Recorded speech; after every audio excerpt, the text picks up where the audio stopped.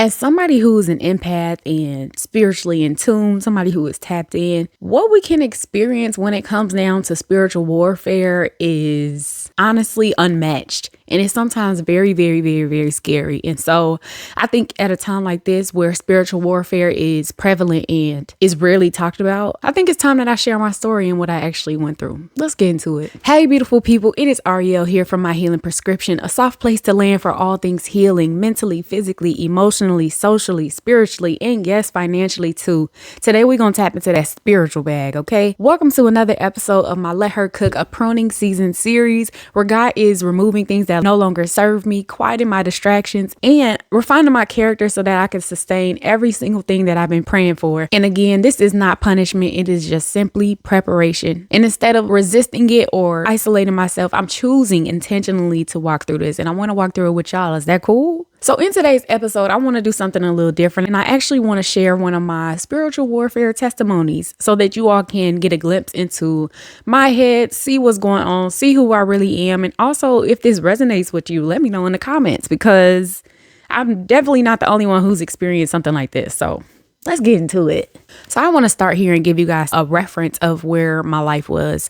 In 2024, I was living in a rental property that my dad had with his real estate business.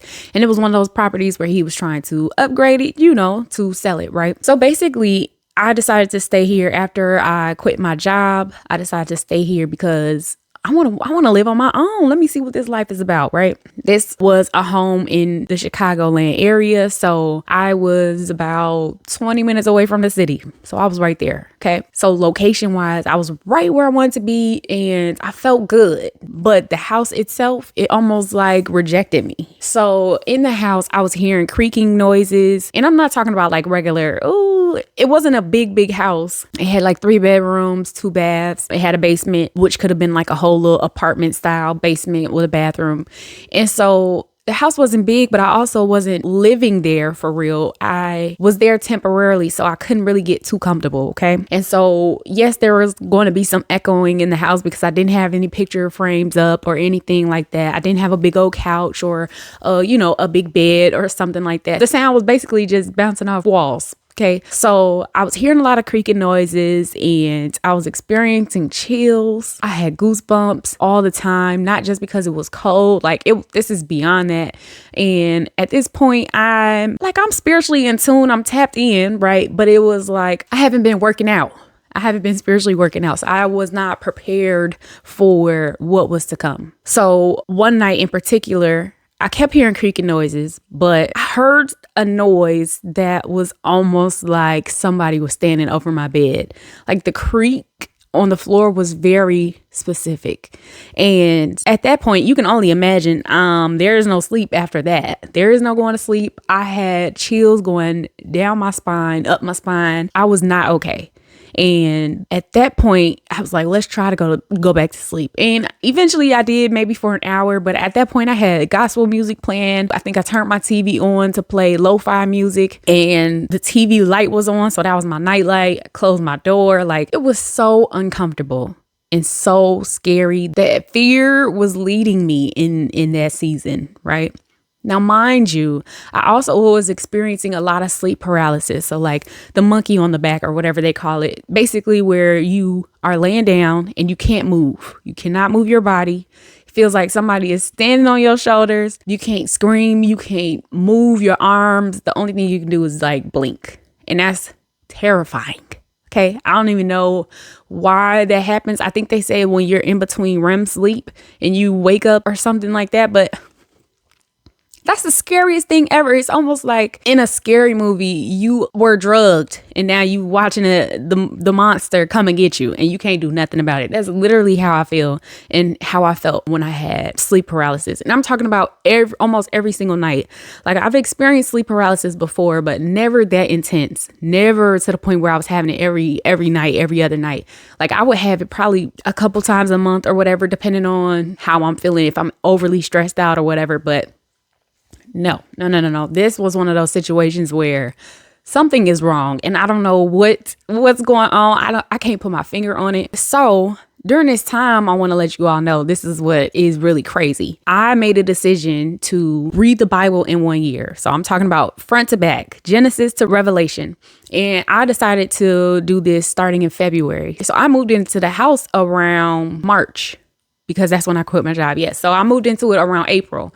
And so February to April, I'm in the book. Okay. I have read a whole lot. I'm probably done with the Old Testament at this point. And so during that time, I was just listening to the Bible recordings and things like that. And for some reason, I'm like, why am I getting attacked the moment I decided to read the Bible? So obviously that was a spiritual attack. One of the enemy's tactics to get me off course, right? But I stayed the course. I kept reading. Okay. One night I ended up going to somebody I was dating. I went to his house, stayed the night. And when I was at his house was almost like it was a safe space for me. I fell asleep often. I always got sleepy there. So I was safe there. I felt comfortable. My soul was comfortable-ish, right? But one night we were asleep and I heard like suitcases rolling around the floor. So at this point, I'm thinking, okay, I'm dreaming. Okay. So in the dream, I'm talking to him and I'm like, you don't hear this? You don't hear the suitcases rolling around? And he was like, no, but do not reach out and touch them. Don't reach out no matter what. Just do not reach out and touch them. So what did I do? I heard a suitcase roll by my head. And so I reached out and touched, right? I'm trying to figure out what's going on.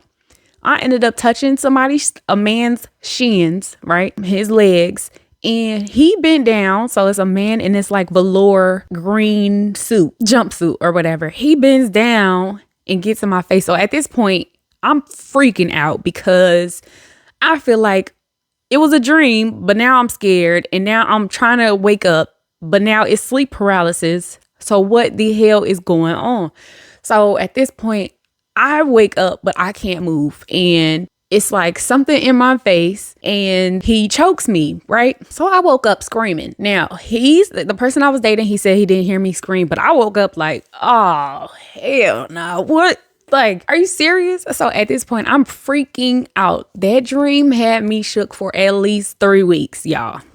At least 3 weeks. Because in my head, I'm like, okay, is this a sign from God that I shouldn't be dating him? Like, what does this even mean? I have no idea. Why was he in green? What do the suitcases mean? And mind you, I am one who actually helps to interpret dreams when other people give me their dreams. So like if my sister had a bad dream and she tells me, I hear it clearly like, okay, maybe it's this. I think it's this. This is what that sounds like. When you spoke about this reminded me of this. I could not for the life of me interpret my own dream. Okay. So at this point I'm praying and I'm desperate because God, send me something, help me, because what's going on? Because I shouldn't be living my life like this. So again, I'm reading the Bible, reading it in order. So one day I'm reading Mark chapter 4. And Mark chapter 4 is the parable of the sower. And so in the parable of the sower, they're talking about a farmer who plants his seeds. While he plants the seeds, some of the seeds fell along the path and the birds ate that up over with. Okay. Some seeds fell on rocks. So basically they didn't plant all the way. So they grew up quickly, but then withered away soon. Right. And then the third one is it grew on thorns or in weeds and it ended up choking out the seeds, choking out the plants. And so it wasn't fruitful. It didn't bear any fruit.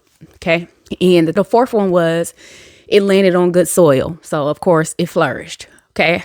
So as I'm reading this, I'm like, okay, yeah, next. And it goes to him explaining. And Jesus is like, don't you understand what this means? And this is where it got me.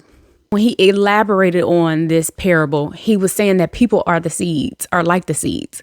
So on the path, the seed was sown, but it's easy for people to just like forget it and move on with their lives and like, okay, yeah, I know a little something, but not too much. No solid foundation, right? And when the seed falls on that rocky land and area, it's like we hear the word, we know the word a little bit, just a little. But then when trouble comes, it's like all of that goes null and void. Like it don't even matter.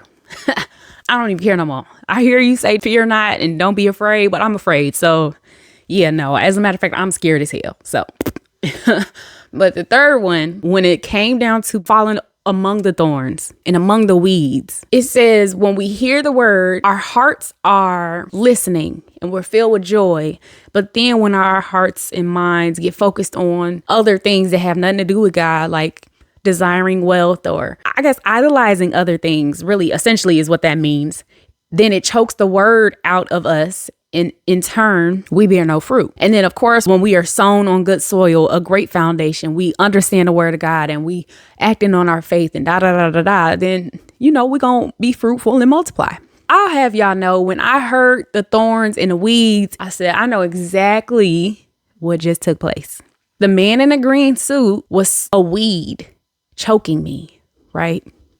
And y'all gonna have to read it. It's Mark chapter 4 to get different interpretations. Read NIV, read NLT, New Living Translation, read Message Translation and Amplify. Like, read different translations to understand, to actually get a grasp of what that chapter actually says. Don't just take it from me. Read it yourself, because you're gonna understand. But the green man who choked me represented the weeds, represented the thorns. God showed me that I was literally reading the Bible and I was not retaining that information at all, because he said, how can you live somewhere and be scared to live there and stay there, but you reading the Bible? And I'm like, that's the same question I'm asking you, God. I'm being obedient. I'm reading the Bible, but he said, you're not retaining the information. I told you don't be afraid, but I also told you that you have the authority. What? Oh, he ate me up. He ate me up. He got me together. And at that moment, I said, okay, bet. I went and asked ChatGPT and I said, listen, as a matter of fact, I want to actually read this because I just reread this so I can understand what I said. This is October 2024. Okay. So this was the beginning of my depression phase.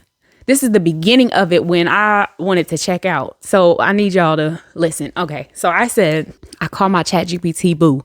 So don't listen. Okay. So I said, hey, boo, I need help. I need you to act like a certified holistic Christian therapist and counselor with over 34 years of experience. You specialize in lucid dream interpretations and nightmares, PTSD, spiritual gifts of prophecy through dreams, insomnia, etc. Your client's problem is that she has a gift of prophecy where she can sense energies and possibly different spirits within a room or environment. She can also have lucid dreams, and sometimes they become premonitions or things that become true. However, because she's still growing in these gifts, she has lately been having a ton of nightmares and experiencing a lot of sleep paralysis, where it feels like she's awake, but something won't allow her to scream or move. That often results in a nightmare experience where she hears and feels things. She has gotten to a point where she sometimes struggles, whether it was a dream, reality, or sleep paralysis, with her eyes open. She now experiences a ton of fear and anxiety when it comes to going to sleep at night because she's extremely uncomfortable and scared at her place of residence because it's only temporary. She cannot make it a home like she really wants to. So she's overall in an uncomfortable space. When she finally goes to sleep, she wakes up in the middle of the night and hears things or keeps waiting to hear or see things. So it is extremely hard for her to go back to sleep because she's in that constant cycle. Her fear is seeing ghosts. For sure, my fear was seeing ghosts because, baby, if I saw a ghost, ooh, like that's a ghost, a demon. Y'all might as well 1013 me, take me straight to the hospital, put me in a white jacket, baby. I'm done. I'm done for the day, because the stories people tell me about them seeing things on ceiling. Oh, baby, please. Anyway, so her fear is seeing ghosts, and it has been affecting her sleep tremendously.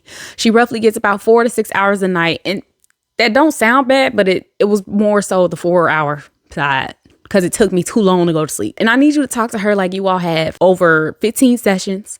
Walk her step by step from the beginning dreams to her fears now. Cover all of the issues and bases, and I need you to walk her through the steps to how she can have better sleep, less fear of the idea of nighttime and nightmares. And I would like for you to give insight and advice on how to tap into her spiritual gifts without fear. Use whatever you see fit, from worksheets, assignments, and techniques to Bible verses, holistic herbs, and solutions and/or advice. She wants to be free and sleep in peace, and she also wants to hone in on her skills a little more. Help her the best way you can through experience and a plethora of research. So during this time, she got me together. She got me all the way together, and she gave me obviously everything that I asked for, but specifically that helped me. She gave me scriptures for me to rehearse and repeat to myself over and over and over again. So I wrote it down on my mirror. I wrote it down on pieces of paper to be around the house.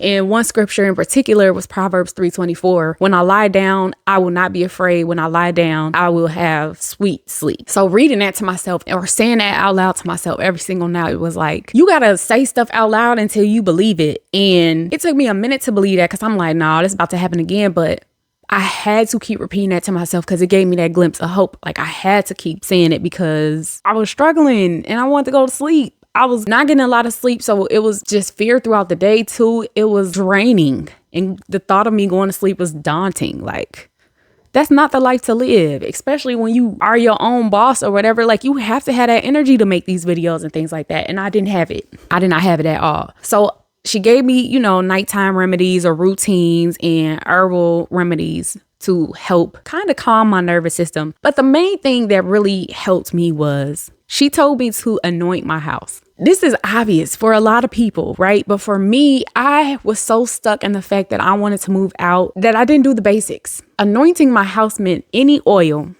So y'all, I used Glow Flow oil. Because that was the only oil I had outside of like olive oil, but I needed that to cook, right? So I used my skincare oil and I walked around that house and repeated, like, basically, God lives here. This is God's home. No other spirits are allowed here. No other demonic forces are, you know, I had to go through and rebuke. Okay. Now I'm not that religious or whatever, but baby, I had to do what I had to do because there was no way that I should have been living in fear like that in a home anywhere. It don't matter. Anywhere. I shouldn't have been living like that. And I will tell you, within a few weeks, after rehearsing those prayers and rehearsing those scriptures and after like blessing my home and actually believing that my home is blessed and it's God's house and no evil spirits dwell here, I had to keep repeating that. And after a few weeks, I was able to go to sleep. And so it's just like, again, faith requires our participation. God already gave us the authority. God already told us that we are made in his image. So it takes you a while to process that. But when you go through something like this, you have to speak out loud. Like, no, enemy, you don't live here. I do. God does. This is God's house. I am God's child. Like, you do not belong here. Like, you got to have a specific attitude towards this. Like, stop playing with me. Please stop playing with me. Because when you get into that spiritual, like, nah, like when you get pumped up like that spiritually, please, nothing can stop you. So in this phase, you have to move. You have to move. You have to show that I believe in God for real. This is not just for show. This is not just to show people like, no, I'm holy. No, like, this is in me. God gave it already in me. I'm made in his image and I'm made complete. So let me go ahead and handle this right now. Because sometimes God has to get you to a point where, okay, you do it. And like I said, one day I asked God to do something for me and he said, you do it. And it reminded me, like, I literally have the authority. He gave it to me. We have everything we need to get out of any situation because God already won the battle and he already won the war. But once we believe in that and get in alignment with that, that's when it becomes undeniable and God is going to work in our favor every single time because we're in alignment with him, his word, and his love for us. So make sure y'all remember that you have the authority and you have the power to win. So let's win, y'all. I can't wait to see y'all tomorrow for another episode of my Let Her Cook, a Pruning season series episode. So I'll see y'all later. Peace.